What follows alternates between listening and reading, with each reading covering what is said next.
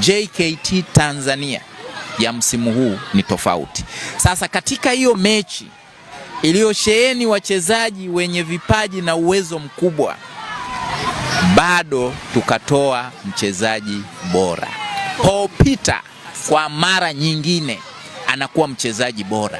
Alikuwa mchezaji bora dhidi ya Mashujaa, amekuja kuwa mchezaji bora dhidi ya Azam FC. Sasa huyo si mchezo. Hiyo timu si ya mchezo, ni timu ambayo iko kwenye ubora.